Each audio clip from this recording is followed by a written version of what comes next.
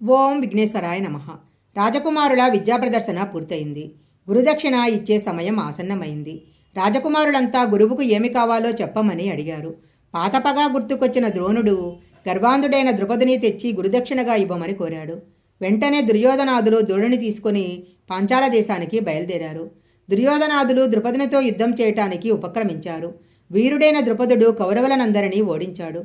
అది చూసిన అర్జునుడు ధర్మరాజును ద్రోణుని దూరంగా ఉంచి ద్రుపదునితో యుద్ధానికి తలపడ్డాడు. భీముడు ద్రుపదుని సైన్యాన్ని చీల్చి చెండాడాడు. అర్జునుడు ద్రుపదునితో ద్వంద్వయుద్ధం చేసి అతనిని ఓడించి రథచక్రానికి కట్టి తీసుకువచ్చి ద్రోణుని ముందు పడేశాడు. ద్రోణుడు ద్రుపదుని చూసి, ద్రుపద మహారాజా, ఇలా దీనంగా పడి ఉన్నారు, ఇప్పటికైనా మదం తగ్గిందా, నన్ను గుర్తుపట్టారా అని హేళన చేసి అతనిని విడిచిపెట్టాడు. ద్రుపదుడు ఆ అవమానాన్ని సహించలేక దానికి తగిన ప్రతీకారం చెయ్యాలి అని అనుకున్నాడు. తరువాత ధృతరాష్ట్రుడు ధర్మరాజుని యువరాజుని చేశాడు. ధర్మరాజు నలుగురు తమ్ములు నాలుగు దిక్కులను జయించి రాజ్యాన్ని విస్తరించగా చక్రవర్తిలా ప్రకాశింపసాగాడు. భీమార్జున పరాక్రమము, నకుల సహదేవుల శత్రుభయంకరము ప్రజల మెప్పును పొందాయి. ద్రోణుడు అర్జునుడిని పరాక్రమానికి మెచ్చి బ్రహ్మశిరం అనే అస్త్రాన్ని ఇచ్చాడు. ద్రోణుడు ఆ అస్త్రమహిమను ఇస్తూ, అర్జున, నాకు అగ్నివిష్ణుడు ఇచ్చిన ఈ అస్త్రము అమోఘ శక్తి కలది. ఇది లోకాలను మార్చివేస్తుంది. దీనిని సామాన్య మానవుల మీద ప్రయోగించకూడదు. ఇప్పుడు నువ్వు నాకు మరొక గురుదక్షిణ ఇవ్వాలి. ఏ కారణం చేత కూడా నీకు నువ్వుగా నాతో యుద్ధం చేయకూడదు అన్నాడు. ధర్మరాజు వైభవం దుర్యోధనుడు సహించలేకపోయాడు. ఒకరోజు తండ్రి దగ్గరకు వెళ్ళి, తండ్రి, పాండవులు మహావీరులు, నువ్వు ధర్మరాజును రాజును చేశావు. మంత్రులు, సామంతులు, ప్రజలు అతనిని గౌరవిస్తున్నారు. నువ్వు గుడ్డివాడివి. తాత భీష్ముని ప్రతిజ్ఞ వలన ధర్మరాజు మాత్రం తగిన రాజని ప్రజలు విశ్వసిస్తున్నారు. మమ్మల్ని ఎవరూ లక్ష్య పెట్టడం లేదు. నువ్వు మార్గాంతం ఆలోచించి వారిని కొంతకాలము ఇక్కడి నుంచి పంపించినట్లయితే ప్రజలు వారిని మర్చిపోతారు. కాబట్టి మాకు గౌరవం దక్కుతుంది అన్నాడు. ధృతరాష్ట్రుడు అందుకు బదులుగా, నాయన దుర్యోధన, నాకు అన్నీ తెలుసు. నేను అంధుడను కాబట్టి రాజ్య కార్యక్రమాలను స్వయంగా నిర్వహించలేను. పాండురాజు నాతో యజ్ఞయాగాలు చేయించాడు. రాజులను జయించి రాజ్యాన్ని విస్తరించాడు. నన్ను భక్తితో సేవించాడు. అందువలన నీకంటే పెద్దవాడైన ధర్మరాజుని యువరాజును చేశాను. ఇప్పుడు తొలగించలేను అన్నాడు. దుర్యోధనుడు, తండ్రి, రాజ్యాధికారం వారసత్వంగా లభించేది. నువ్వు అంధుడవు కాబట్టి నీ తమ్ముడు రాజ్యం చేశాడు. అతని మీద అభిమానం చూపిన ప్రజలు ధర్మరాజుని రాజుగా చూడాలని కోరుకున్నారు. ఆ పైన అతని కుమారుడు, ఆ పైన వారి వంశము రాజులవుతారు. మేము వంశపారంపర్యంగా బానిసలుగా ఉండవలసిందేనా? ఈ రాజ్యం నీది. నీ తర్వాత మాకు చెందాలి. ప్రజాభిమాతం మార్చటానికి కొంతకాలము పాండవులను వారణావతం పంపుదాము. ప్రజలు కొంత మరిచిన తరువాత వారు తిరిగి వస్తారు అన్నాడు. ధృతరాష్ట్రుడు, నాయన, నా అభిప్రాయం కూడా అదే. కానీ ఇందుకు విదురుడు, భీష్ముడు అంగీకరించరు అన్నాడు. దుర్యోధనుడు, మీరు చక్రవర్తి కాబట్టి అందరూ మీ ఆజ్ఞను పాటిస్తారు. భీష్ముడి సమభావం కలవాడు కాబట్టి ఏమీ అనడు. అశ్వత్థామ నాతో ఉంటాడు కాబట్టి అతని మీద ప్రేమతో ద్రోణుడు నన్ను విడువడు. బావ మీద ప్రేమతో మనల్ని కృపుడు విడువడు. విదురుడు పాండవ పక్షపాతి అయినా ఒక్కడే ఏమీ చేయలేడు. కనుక మీరు ఇందుకు సమ్మతించి తీరాలి అని బలవంతం చేశాడు. గత్యంతరం లేక ధృతరాష్ట్రుడు అందుకు అంగీకరించాడు. పాండుసుతులు తండ్రి అనుమతి తీసుకొని దుర్యోధనుడు తన కపటోపాయం అమలులో పెట్టాడు. ముందుగా కొందరు మంత్రులను పంపి పాండవులకు వారణావతం గురించి ఆసక్తి కలిగేలా చెప్పించాడు. గొప్పగా వర్ణించిన వారణావతం చూడాలన్న కుతూహలము పాండవులలో కలిగింది. ఒకరోజు ధృతరాష్ట్రుడు పాండవులను పిలిచి, నాయన ధర్మరాజా, నీ తండ్రి పాండురాజు గొప్ప కీర్తి గడించాడు.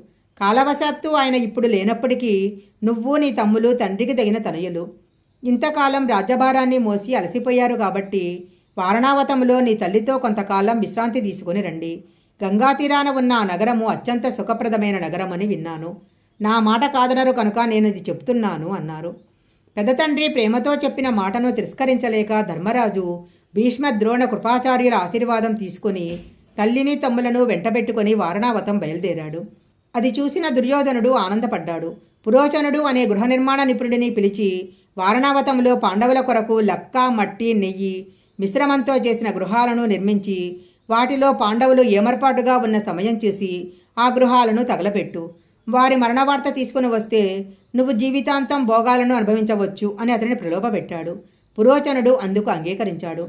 పాండవులు శతశృంగం నుండి వచ్చే సమయానికి వారి వయసు వరుసగా 16, 15, 14, 13 అది ఇక్కడ ప్రస్తావించబడింది. ఆ తరువాత వారు 13 సంవత్సరాలు అక్కడ ఉన్నారు.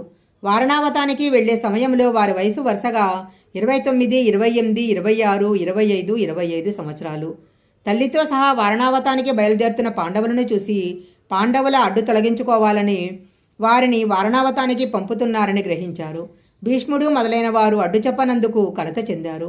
పాండవులు లేని రాజ్యంలో ఉండలేమని భావించి వారి వెంట నడవసాగారు. వారితో ధర్మరాజు పెదనాన్న కోరిక మీద వెళ్తున్నామని, తిరిగి రాగలమని నచ్చజెప్పి వారిని మలరించాడు. విదురుడు మాత్రం కొంత దూరం వారి వెంట వెళ్ళి నర్మగర్భంగా కొన్ని మాటలు చెప్పాడు. తరువాత కుంతీదేవి వద్ద సెలవు తీసుకుని మరలి వెళ్ళాడు. విదురుని మాటలు అర్థం కాని కుంతీదేవి విదురుడు ఏం చెప్పాడు అని ధర్మరాజును అడిగింది. ధర్మరాజు తల్లితో, అమ్మా, విషాగ్నుల వలన అపకారం జరగవచ్చుని అప్రమత్తంగా ఉండమని చెప్పాడు. దుర్యోధనుని వెంట ఉండి అతను మనకు అపకారం తలపెడితే మనకు తెలియజేస్తానని చెప్పాడు అన్నారు. విదురుని ప్రేమకు కుంతీతో సహా అందరూ ఆనందించారు. వారణావత ప్రజలు కుంతీదేవికి పాండవులకు ఘనంగా స్వాగతం చెప్పారు. వారి కోసం పురోచనుడు నిర్మించిన గృహాలను చూపి ఉండమన్నారు. శిల్పాచారుడైన పురోచనుని తగిన విధంగా పూజించి సత్కరించారు. పుణ్యప్రహచనము చేసి గృహప్రవేశం చేశారు. ఆ గృహాన్ని అణువణువు పరిశీలించిన ధర్మరాజుకు అందులో ఏదో కృత్రిమత్వం గోచరించింది. భీముడిని పిలిచి గోడలను చూపి వాటి నుండి ఏదో వింత వాసన వస్తుందని చెప్పాడు.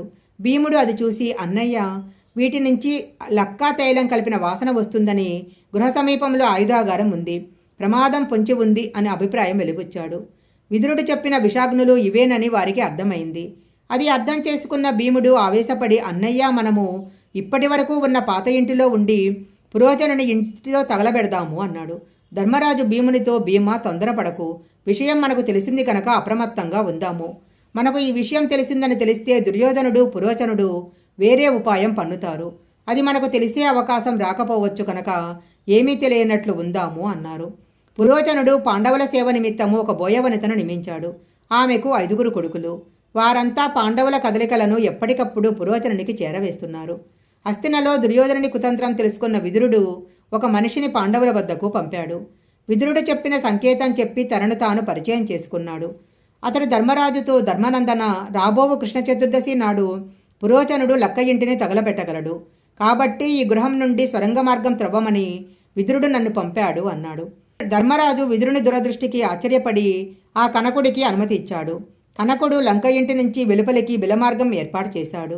భీముడు దానిని పరిశీలించి తృప్తి చెందాడు.